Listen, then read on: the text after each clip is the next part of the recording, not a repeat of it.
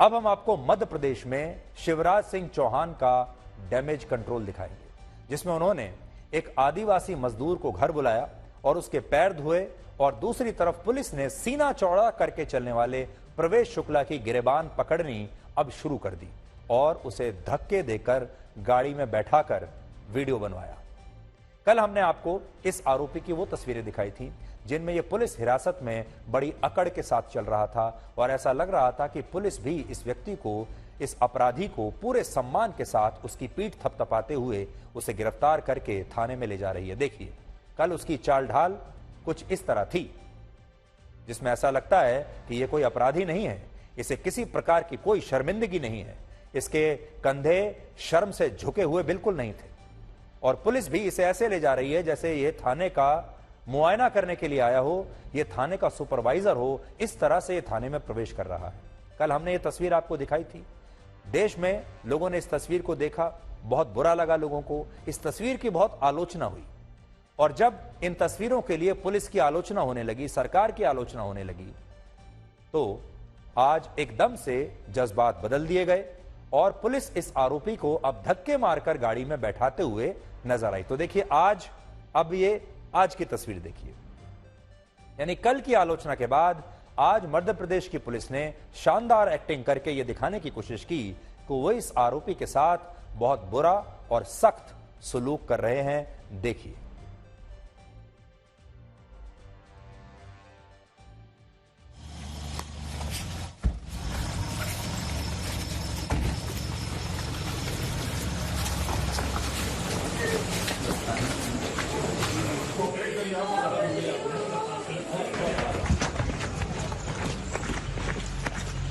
पकड़ो इसको,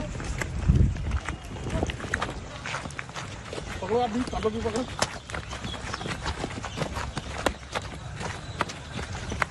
बैठाओ गाड़ी में, बैठाओ गाड़ी में, बैठाओ गाड़ी में। तो ये तो था पुलिस का डैमेज कंट्रोल। अब आप देखिए मुख्यमंत्री शिवराज सिंह चौहान का डैमेज कंट्रोल। प्रवेश शुक्ला ने जिस आदिवासी मजदूर के साथ ये घिनौना अपराध किया था, आज मुख्यमंत्री शिवराज सिंह चौहान ने अपने घर पर उस पीड़ित व्यक्ति के पैर धोकर उससे माफी मांगी, उसे टीका लगाकर और शॉल पहनाकर उसका सम्मान किया, उसे खाना खिलाया और ये कहा कि वो इस घटना से बहुत दुखी हैं और वो इसके लिए माफी मांगते हैं। और फिर इसके बाद इस व्यक्ति को भगवान गणेश की प्रतिमा, श्रीफल और वस्त्र भेंट करके मुख्यमंत्री शिवराज सिंह चौहान ने कहा कि अगर इस व्यक्ति को कभी कोई परेशानी होती है तो वो उन्हें बता सकता है। उसे पूरा आश्वासन दिया। तस्वीरें आप देखिए।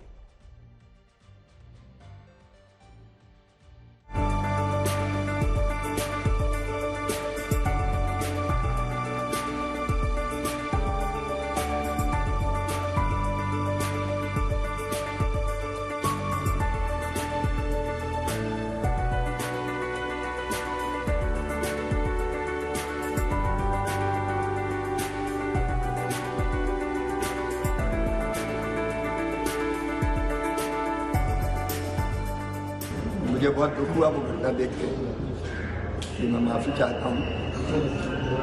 ये क्योंकि मेरी ड्यूटी है, मेरे लिए तो जनता ही भगवान जैसे है। बच्चे पढ़ रहे हैं, उनको छात्रवृत्ति वगैरह कुछ मिलता है, वजीफा मिलता है। बहुत कोई परेशानी घर में, कुछ भी हो तो मुझे बताओ। क्या करते हैं आप? मंडी में। शिवराज सिंह चौहान समझ चुके थे कि इस घटना के बाद बदनामी बहुत होगी, उनकी अपनी छवि बहुत खराब होगी और चुनाव आने ही वाला है, इससे बहुत नुकसान हो सकता है अगर इसका डैमेज कंट्रोल नहीं किया गया। इसलिए उन्होंने जरा भी वक्त बर्बाद नहीं किया। डैमेज कंट्रोल के लिए इस आदिवासी मजदूर को अपने घर बुलाया, अपना वीडियो बनवाया और उसके साथ बैठकर उसे खाना खिलाया, वस्त्र भेंट किए और कहा कि मैं जो भी कुछ हुआ उसके लिए शर्मिंदा हूं।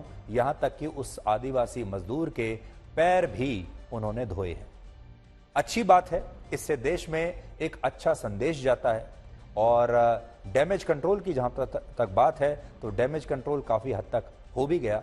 अब यह अलग बात है कि शिवराज सिंह चौहान तो जानते हैं कि वो क्या कर रहे हैं और क्यों कर रहे हैं, लेकिन ये बेचारा जो आदिवासी मजदूर है, आज ये बड़ा हैरान और परेशान होगा। इस आदिवासी मजदूर को ये समझ ही नहीं आया होगा कि मुझे ये लोग कहां लेकर जा रहे हैं, मुख्यमंत्री अपने घर पर मुझसे क्यों मिलना चाहते हैं। और आज एक दिन, कुछ घंटों की चांदनी इस गरीब मजदूर को देखने को मिली है और अभी तक ये उस सदमे से बाहर नहीं निकला होगा। एक सदमा तो वो था जो प्रवेश शुक्ला ने इस मजदूर को दिया, जो इसका अपमान किया, जो काम इसके साथ किया, एक झटका तो वो लगा होगा। लेकिन उससे भी बड़ा झटका आज इस आदिवासी मजदूर को तब लगा होगा जब मुख्यमंत्री के घर पर इतना आदर सत्कार और इतना सम्मान उसने देखा जितना कि उसने अपने पूरे जीवन में ना तो इससे पहले कभी देखा होगा और ना ही आज के बाद दोबारा कभी देखेगा, क्योंकि कल से इसका वही जीवन दोबारा शुरू हो जाएगा जिस जीवन से ये आया है। लेकिन ठीक है, फोटो खिंचवाने के लिए, फोटो ऑप के लिए, देश में एक संदेश देने के लिए आज इस गरीब आदिवासी का इस्तेमाल हो गया और डैमेज कंट्रोल भी हो गया। लेकिन प्रवेश शुक्ला बीजेपी का एक छोटा सा कार्यकर्ता था जिसने अपने अहंकार में यह सोचते हुए एक आदिवासी के साथ इतना घिनौना अपराध किया कि उसका कोई कुछ बिगाड़ नहीं पाएगा। उसे ऐसा लगता होगा, उसमें घमंड होगा, अहंकार होगा, सरकार अपनी है, पार्टी अपनी है और अगर उसके खिलाफ कार्रवाई की नौबत आई भी तो भी पार्टी और उसके नेता उसे बचा लेंगे। इस गलतफहमी में यह कार्यकर्ता जी रहा होगा। लेकिन आज इस तरह के निचले दर्जे और मध्यम दर्जे के जो राजनीतिक कार्यकर्ता हैं, उनके लिए एक बहुत बड़ा संदेश हमारे पास है। हकीकत यह है कि बीजेपी के इस कार्यकर्ता ने तो यह अपराध किया, लेकिन बीजेपी के नेता यानी राज्य के मुख्यमंत्री शिवराज सिंह चौहान को इसी पीड़ित व्यक्ति के पैर धोकर उससे माफी मांगनी पड़ी। ये दोनों तस्वीर देखिए, कार्यकर्ता क्या करता है और मुख्यमंत्री नेता क्या करता है। कार्यकर्ता उसी आदिवासी का अपमान करता है, कार्यकर्ता उसी आदिवासी पर अत्याचार करता है, अमानवीय अपराध उसके साथ करता है और नेता उसी आदिवासी के चरण धोकर माफी मांगता है। यह फर्क है नेता में और कार्यकर्ता में।